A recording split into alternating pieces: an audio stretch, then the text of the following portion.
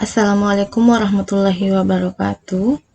Kembali lagi, hari ini kita akan membahas lanjutan contoh latihan soal ujian sekolah untuk mata pelajaran IPA SMP. Nah, langsung saja kita ke sub bab berikutnya untuk masih materi gaya dan gerak. Soalnya seperti yang tampil pada layar kalian, 4 buah benda yang masanya masing-masing sebesar 5 kg dikenai gaya-gaya seperti ditunjukkan pada gambar berikut. Jadi di soal ini ditampilkan 4 buah benda yang masanya sama sebesar 5 kg, tetapi besar gaya yang diberikan dan arah gayanya itu berbeda-beda. Nah, pertanyaannya adalah benda yang mengalami percepatan terbesar dan terkecil berturut-turut adalah. Nah, pertanyaannya kalian diminta untuk memilih dari keempat benda yang diberikan gaya ini, manakah yang mengalami percepatan yang paling besar dan percepatan yang paling kecil.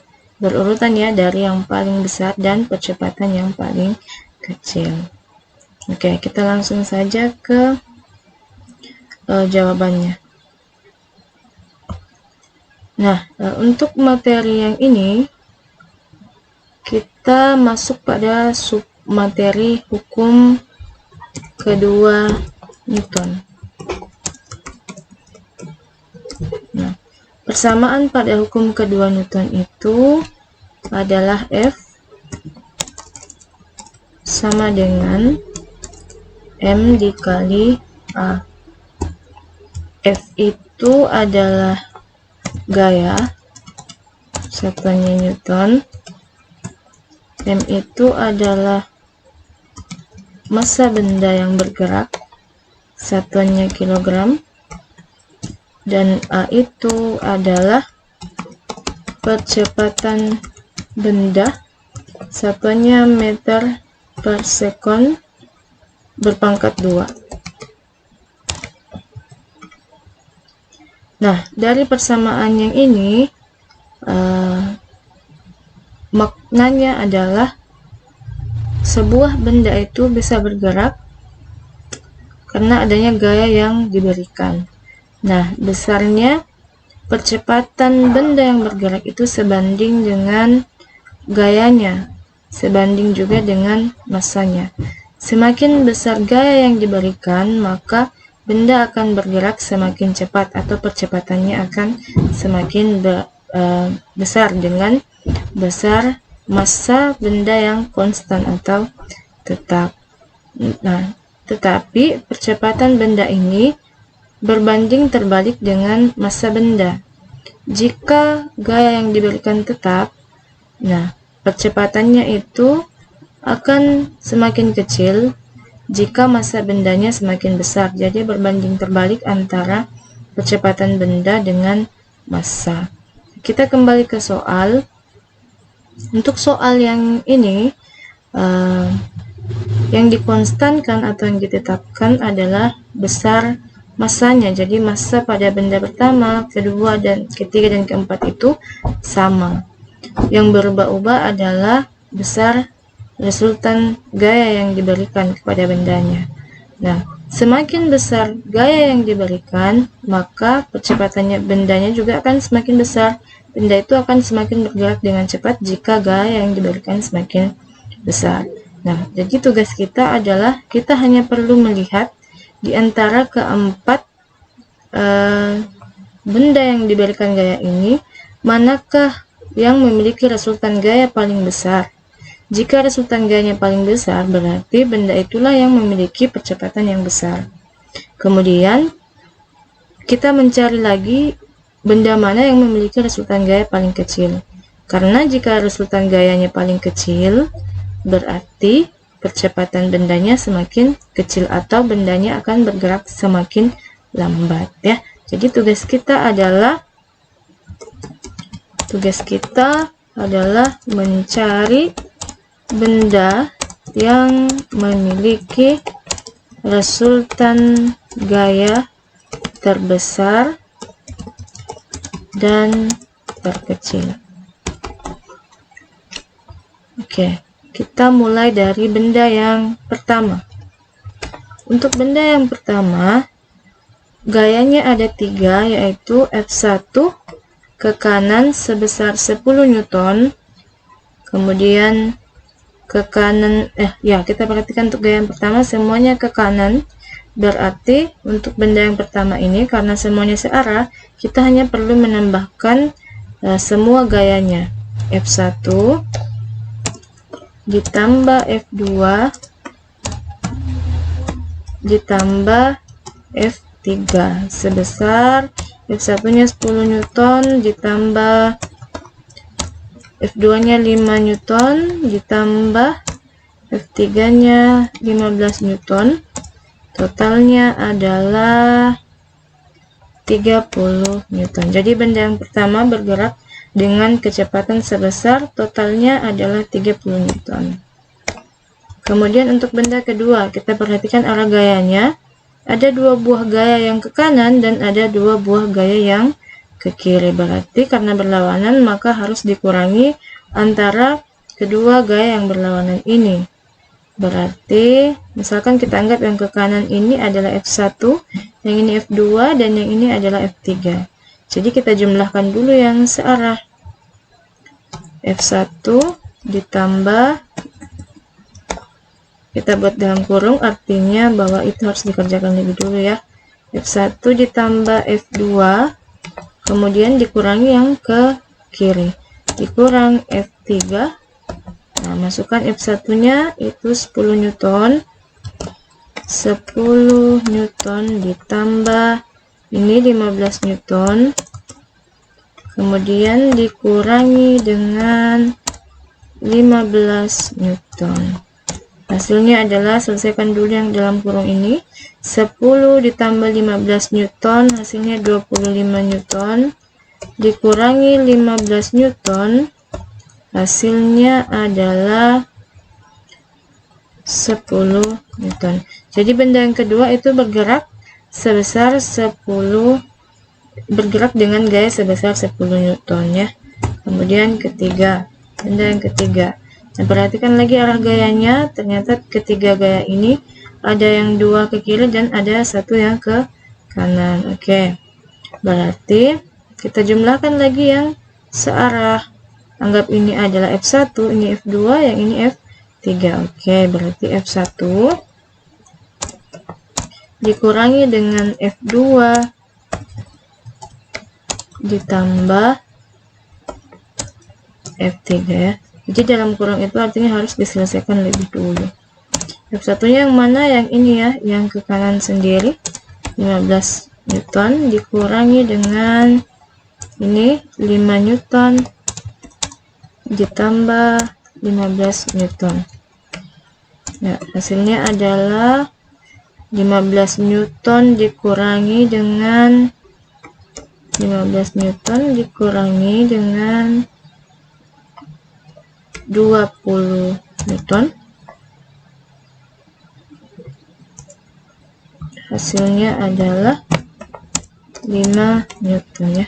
Hasilnya negatif 5 Newton. Negatif ini artinya dia bergeraknya ke kiri ya, berlawanan arah dengan yang ini.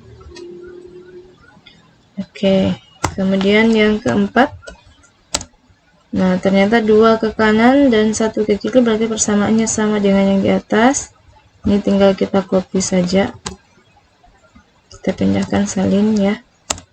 Oke, jadi F1 nya sebesar 10 Newton. 10 Newton ditambah 15 Newton.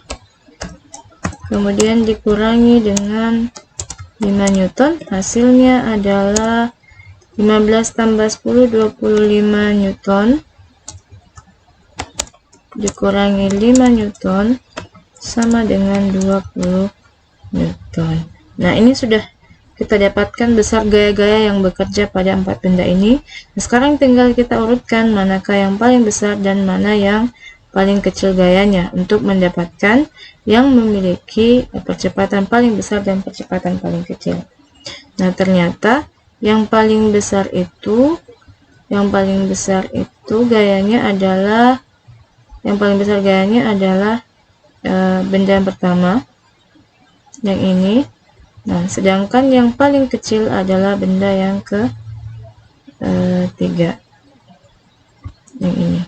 Nah, berarti jawabannya adalah yang berturut-turut dari besar ke kecil. Jawabannya adalah 1 dan 3. Oke, kita pilih jawabannya adalah B. Selanjutnya kita ke nomor berikutnya untuk subbab yang berbeda, yang baru, tentang pesawat sederhana. Nah, kita lanjut ke soalnya. Perhatikan gambar. Ada 4 buah gambar yang ditampilkan. Yang pertama ini adalah skop. Yang kedua adalah gambar gunting. Yang ketiga ini ada gambar mobil yang sedang mengangkut barang. Kemudian yang keempat ini adalah gambar pisau ya. Nah, pertanyaannya adalah kelompok pesawat sederhana yang sejenis dari alat-alat seperti pada gambar tersebut ditunjukkan pada gambar nomor. Ya, jadi dari keempat gambar pesawat sederhana ini, kalian diminta untuk memilih manakah dari 4 gambar ini yang berada dalam satu jenis pesawat sederhana ya. Jadi sebelum kita jawab, kita bahas sedikit dulu materinya tentang pesawat sederhana. Nah, apa itu pesawat sederhana? Pesawat sederhana bukan pesawat yang sering kita lihat jadi kendaraan ya. Nah, pesawat sederhana yang dimaksud adalah segala hal yang dapat memudahkan pekerjaan manusia.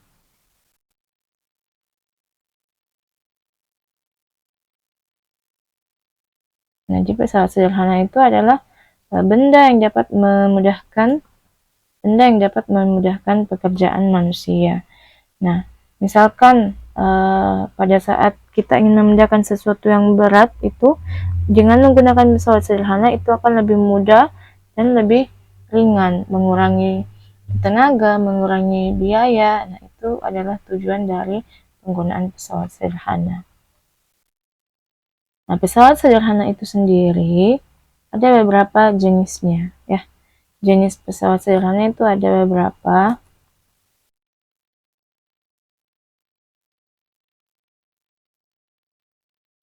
Nah, jenis yang pertama itu adalah tuas. Nah, tuas ini adalah pesawat sederhana yang bentuknya batangan panjang ya. Bentuknya batangan panjang. Dan biasanya digunakan untuk mengangkat sesuatu yang berat. Nah, contohnya misalkan yang kita lihat, tuas itu bentuknya batangan panjang ya. Kemudian selain bentuknya batangan panjang, dia memiliki beberapa bagian. Ada di bagian tuas itu, kalau tuas itu dia ada titik tumpuannya.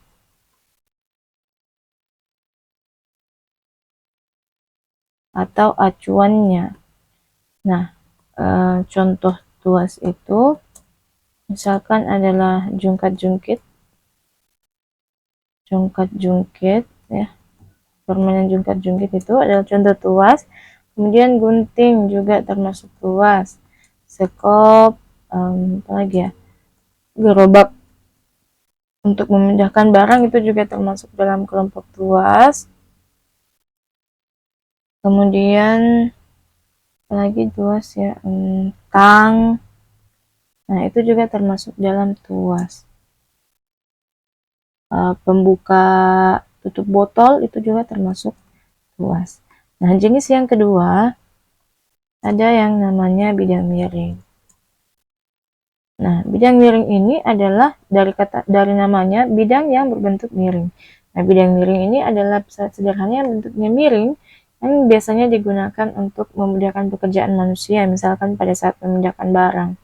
Contohnya, mungkin kalian pernah lihat pada saat ada sebuah mobil truk yang ingin memindahkan barang dari atas truk ke bawah. Nah, biasanya itu dengan menggunakan bidang miring, entahkah tutup truknya yang dijatuhkan sehingga membentuk bidang yang miring, atau mengambil papan yang kemudian dibuat berbentuk miring, sehingga barang yang ada di truk itu tinggal digulingkan turun ke tanah. Nah, itu memudahkan pekerjaan dibandingkan ketika orang harus naik bolak-balik mengangkat barang itu dari atas truk ke bawah. Nah, lebih mudah menggunakan bidang miring. Nah, contoh yang kedua bidang miring, contohnya bidang miring itu pisau. Pisau juga termasuk bidang miring, kapak. Nah, di bagian permukaannya itu miring. Nah, pisau ini memudahkan karena bentuknya miring, sehingga dapat memudahkan kita untuk memotong sesuatu ya. Nah, jenis yang ketiga adalah roda berporos. Nah, kalau roda berporos, dari katanya roda yang berporos, bentuknya itu bulat seperti roda ya, beroda. Nah, itu juga termasuk dalam pesawat sederhana.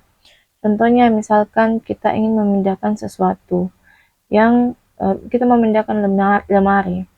Lebih mudah ketika di bagian bawah lemari itu dipasangkan roda berporos, dipasangkan roda, jadi kita tinggal mendorong. Nah, jika tidak ada rodanya, pasti kita harus mengangkat lemari itu dengan membutuhkan tenaga yang lebih banyak, dengan bantuan banyak orang. Nah, jadi roda berporos ini bisa membantu pekerjaan manusia, sehingga menjadi lebih mudah dan tidak membutuhkan banyak tenaga ya. Contoh roda berporos yang lain misalkan katrol. Kalau kalian pernah memperhatikan ada katrol yang dipasangkan pada timba sumur. Nah, menimba sumur dengan menggunakan katrol itu lebih membutuhkan sedikit tenaga dibandingkan kita menimba dengan cara yang manual. Kalau kita dengan katrol, nah rodanya itu kan mengurangi tenaga yang kita gunakan ya. Jadi kalau roda berporos itu intinya dia berbentuk roda. Nah, kita kembali ke soal. Setelah kita pahami 3 jenis pesawat sederhana, Ibu yakin kalian sudah bisa menjawab pertanyaan yang ini ya. Nah, kita masuk ke soalnya. Manakah yang memiliki jenis pesawat sederhana yang sama? Nah, kita lihat yang pertama. Skop ini termasuk dalam kelompok atau jenis tuas. Kemudian gunting juga itu tuas. Yang ini kita perhatikan, ini adalah mobil yang digunakan untuk memindahkan barang ya. Sampai-sampai orangnya naik juga ke mobil. Nah, di bawah mobil ini ada rodanya, berarti ini masuk dalam kelompok roda berporos. Sedangkan yang ini, nah di bagian pada saat kita memotong itu kan kita memotongnya miring ya. Kemudian permukaannya juga miring, berarti ini adalah kelompok bidang miring. Nah, sudah sangat jelas yang manakah jawaban yang benar. Jadi yang sama atau berada pada kelompok yang sama adalah nomor 1 dan 2. Sekop dan gunting. Jadi jawaban yang tepat adalah A. Lanjut ke soal berikutnya untuk subbahasan getaran dan gelombang. Nah, soalnya sebagai berikut. Grafik berikut menampilkan simpangan dari sebuah titik dalam satu medium sebagai fungsi waktu ketika sebuah gelombang lewat melalui medium. Jika panjang gelombang tersebut 6 meter, maka cepat lambat gelombangnya adalah, jadi ada sebuah grafik yang menggambarkan sebuah gelombang, sebuah getaran yang merambat pada sebuah medium yang membentuk sebuah gelombang. Nah, untuk materi ini kalian harus paham terlebih dahulu tentang beberapa variabel pada getaran dan gelombang. Nah, diantaranya adalah kalian harus tahu yang manakah yang dimaksud sebagai satu getaran? Nah, satu getaran atau satu gelombang itu adalah untuk yang bentuknya gelombang transversal seperti pada gambar. Nah, satu getarannya itu adalah satu bukit dan satu lembah, ya, untuk getaran yang seperti ini. Nah, jadi pada soal ini, kalau kita berdasarkan pada pengertian definisi satu getaran itu adalah satu bukit dan satu lembah, maka jumlah getaran yang ada pada grafik adalah 2 getaran. Ini 1 getaran dan ini 2 getaran. Nah, sedangkan waktunya yang ditempuh oleh gelombang ini dari titik 0 sampai melakukan 2 kali getaran adalah sebesar 1 sekon. Nah, pertanyaannya adalah berapa panjang gelombangnya? Nah, harus kalian ketahui panjang gelombang itu persamaannya adalah untuk menghitung panjang gelombang, kita bisa melihat pada untuk menghitung cepat lambat gelombang, persamaannya adalah V sama dengan lambda. Anggap saja ini adalah lambda. Lambda dikali F atau frekuensi, ya. Jadi V itu adalah cepat rambat gelombang. Cepat rambat gelombang satuannya meter per sekon. Itu sebenarnya simbolnya lambda, ya, tapi karena terbatas untuk di aplikasi ini, jadi kita tuliskan sebagai A saja, tapi namanya lambda.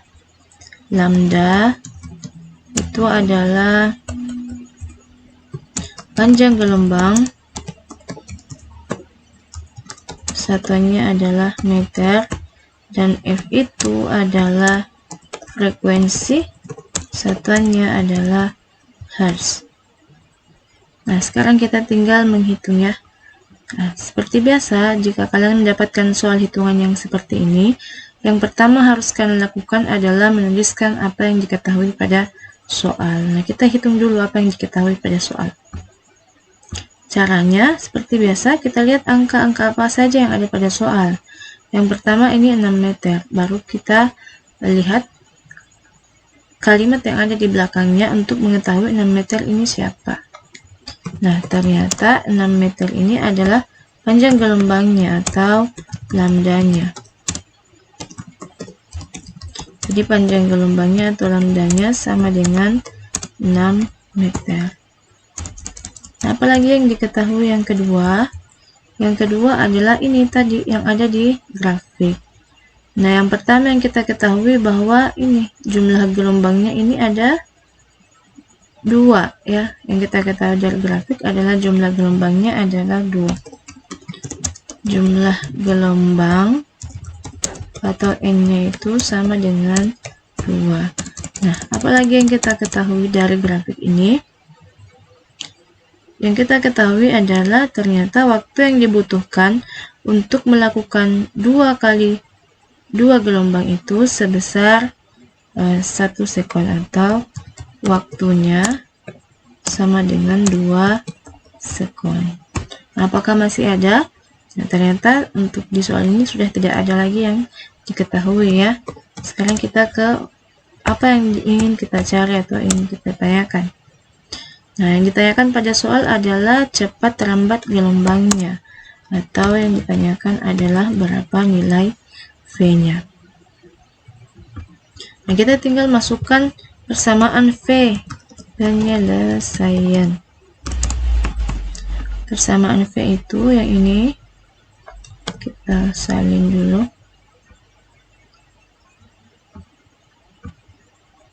Oke.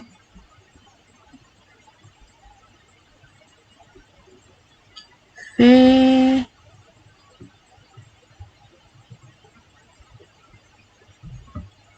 Nah, V-nya itu adalah lambda dikali dengan F. Nah, apakah lambdanya sudah ada dari bagian yang diketahui? Oke, ternyata panjang gelombangnya sudah ada.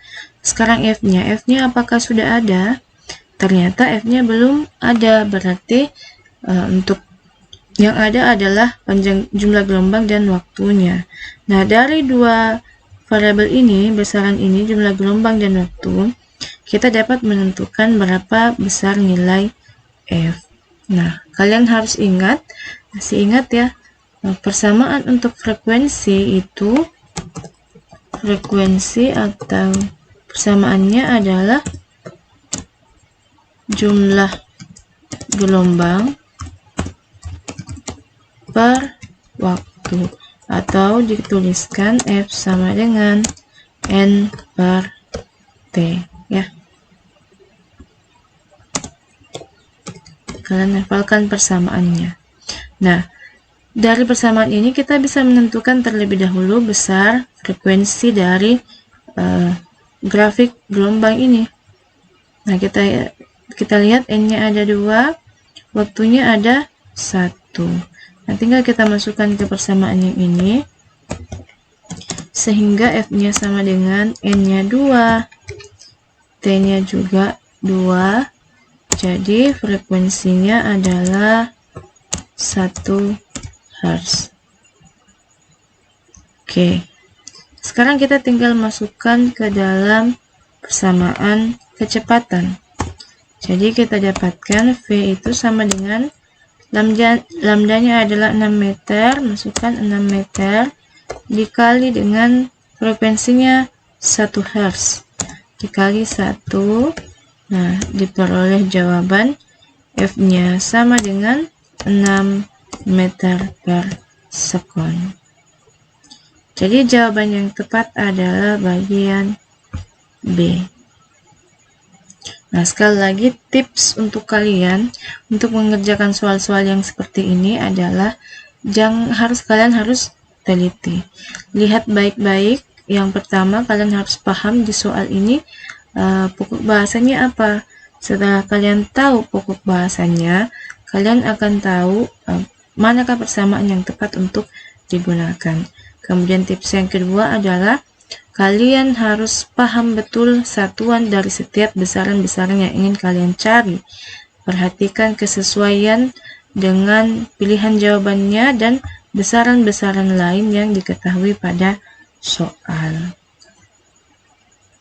Jadi ini boleh kalian hafalkan ya, harusnya kalian hafalkan agar kalian terbiasa menemukan besaran-besaran ini, dan jika kalian mendapatkan soal yang sama, kalian langsung dapat mengingat persamaan-persamaannya. Ini untuk cepat lambat gelombang, yang ini adalah untuk frekuensi. Ya, lanjut ke soal berikutnya untuk subbahasan tata surya. Nah, pertanyaannya adalah perhatikan pernyataan berikut ini. 1. Matahari terbit di timur dan terbenam di barat. 2. Jari-jari bumi di khatulistiwa lebih kecil daripada jari-jari ke arah kutub. Yang ketiga, lama waktu siang dan malam di khatulistiwa berbeda. Yang keempat adalah tempat di wilayah timur dan barat memiliki perbedaan waktu. Nah, pertanyaannya adalah pernyataan di atas yang merupakan akibat dari rotasi bumi adalah. Oke, jadi kita bahas dulu materinya. Jadi materi ini adalah materi tata surya tentang rotasi bumi yang sudah kita bahas di kelas 7. Kita bahas kembali sedikit tentang rotasi dan revolusi bumi. Jadi bumi ini bergerak dengan dua gerakan. Yang pertama adalah berotasi, yang kedua adalah berevolusi. Nah, rotasi itu apa? Rotasi itu adalah perputaran pada porosnya. Oke, jadi bumi kita ini berputar pada porosnya sendiri. Dia berputar di Dia berputar di tempatnya sendiri, ya. Nah, gerakan yang kedua ada namanya revolusi. Revolusi ini adalah perputaran bumi mengelilingi matahari. Jadi sesungguhnya yang bergerak itu adalah bumi, ya, bukan bulan dan bukan matahari. Nah, pada saat bumi ini berputar mengelilingi matahari, dia juga sekaligus berputar di tempatnya. Jadi coba kalian bayangkan, di tengah-tengah itu ada matahari, kemudian di bagian luarnya ada ada bumi yang mengitari si matahari ini. Tapi pada saat dia mengelilingi matahari, bumi juga ini berputar di tempatnya sambil berputar mengelilingi matahari, ya. Jadi bumi kita ini selalu bergerak dengan dua gerakan, dengan berotasi tapi juga berevolusi. Nah, akibat dari gerakan yang dilakukan oleh bumi ini ada beberapa dampaknya atau akibatnya terhadap bumi. Nah, untuk rotasi, akibat dari rotasi diantaranya adalah akibat rotasi yang pertama itu adalah terjadinya siang dan malam. Kemudian yang kedua, gerak semu harian matahari. Nah, gerak semu ini seolah-olah kita melihat matahari ini berputar, padahal sesungguhnya setiap hari yang berputar itu adalah bumi. Gerak semu harian matahari. Kemudian yang ketiga, perbedaan waktu, ya. Ini sebagai dampak dari rotasi bumi. Kemudian yang keempat, perbedaan percepatan gravitasi bumi. Nah, gaya gravitasi bumi ini berbeda akibat rotasi, ya. Kemudian yang kelima, pembelokan arah arus laut. Nah, sedangkan rotasi, ternyata revolusi juga menyebabkan akibat pada bumi. Di antaranya akibat dari revolusi itu yang pertama adalah perbedaan lama waktu siang dan malam. Kemudian yang kedua, perubahan rasi bintang. Yang ketiga, gerak semu tahunan matahari. Jadi karena akibat revolusi ini, bumi itu berevolusi sebanyak 365 hari. Nah, inilah yang menyebabkan seolah-olah matahari itu terlihat berputar selama 1 tahun. Nah, dari akibat revolusi inilah kemudian kita bisa menetapkan 1 tahun Masehi, ya. Nah, gerak semu tahunan matahari. Kemudian yang terakhir adalah adanya perbedaan musim di beberapa bagian-bagian belahan bumi. Nah, ini kalian tinggal hafalkan, kemudian kita kembali ke soal. Kita lihat manakah yang cocok tentang pernyataan akibat rotasi bumi. Yang pertama adalah akibat dari rotasi bumi, matahari terbit di ufuk timur dan tenggelam di ufuk barat.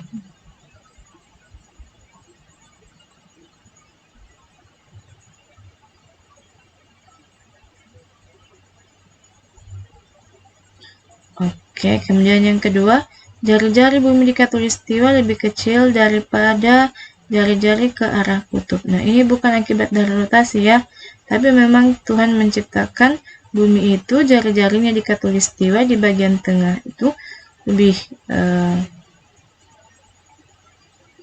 besar seharusnya, ya. Jari-jari bumi di khatulistiwa itu sudah harusnya lebih besar daripada jari-jari yang ada di kutub, ya. Kemudian yang ketiga, lama waktu siang dan malam di khatulistiwa berbeda. Ini bukan akibat dari rotasi, tapi ini adalah akibat dari revolusi. Kemudian yang keempat, tempat di wilayah timur dan barat memiliki perbedaan waktu. Tempat di wilayah timur dan barat memiliki perbedaan waktu. Oke, ini adalah jawaban yang tepat ya, sama dengan pernyataan yang ketiga.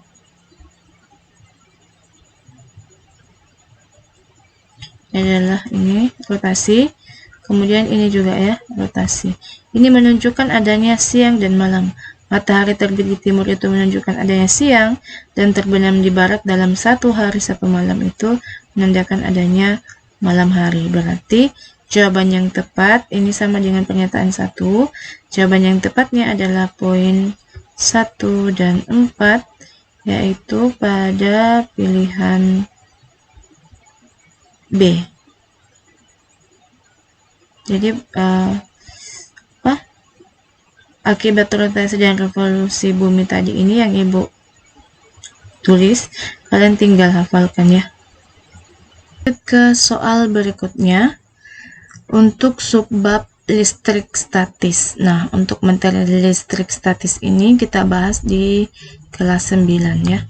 Nah, untuk listrik statis itu biasanya materi-materinya berkaitan dengan muatan-muatan listrik. Coba kita lihat contoh-contoh soalnya. Rizky menemukan 2 buah benda, yaitu kaca dan kain sutra. Kemudian, dia menggosok-gosokkan kedua benda tersebut. Setelah digosok, kaca menjadi bermuatan listrik. Proses terjadinya muatan listrik yang benar pada benda-benda tersebut adalah, jadi inti soalnya kaca dan kain sutra yang digosok-gosokkan. Setelah digosok-gosok, ternyata kaca ini menjadi bermuatan listrik. Nah, yang ditanyakan adalah bagaimanakah proses yang terjadi di antara kaca dan kain sutra ini? Siapa yang melepaskan elektron dan siapa yang menerima elektron? Jadi pada muatan listrik itu yang dapat berpindah adalah muatan negatif ya, atau elektron. Sedangkan yang bermuatan positif itu tidak bisa berpindah. Jadi muatan yang berpindah adalah elektron. Oke. Benda yang kehilangan elektron akan bermuatan positif. Bermuatan positif.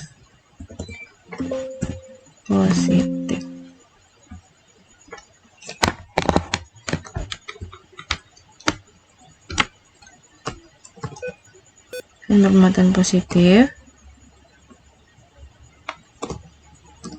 Nah, sedangkan benda yang menerima elektron atau kelebihan akan bermuatan negatif. Nah, pada peristiwa kaca yang digosokkan pada kain sutra ini, kenapa kaca bisa bermuatan listrik? Itu karena si kaca ini melepaskan elektronnya, atau kaca yang kehilangan elektron. Kaca kehilangan elektron, elektronnya berpindah pada kain sutra, sehingga sutra ini kelebihan elektron. Karena kaca kehilangan elektron, artinya dia kekurangan elektron, maka dia akan bermuatan positif. Sedangkan sutra, karena dia menerima elektron, maka dia akan kelebihan elektron, sehingga dia akan bermuatan negatif. Nah, coba kita lihat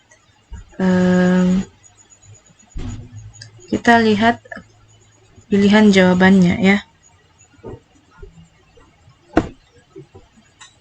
Pilihan jawaban yang pertama A, kaca kehilangan elektron. Oke, ini sudah tepat. Yang kehilangan elektron itu adalah kaca. Berarti untuk pilihan B dan D ini adalah pilihan yang salah ya. Jadi B dan D ini sudah salah, karena seharusnya yang kehilangan elektron itu adalah kaca. Kemudian yang menerimanya adalah sutra. Oke. Karena kaca kehilangan elektron sehingga ia bermuatan positif, Sedangkan si sutra ini bermuatan negatif. Oke, jadi jawaban yang tepat adalah A.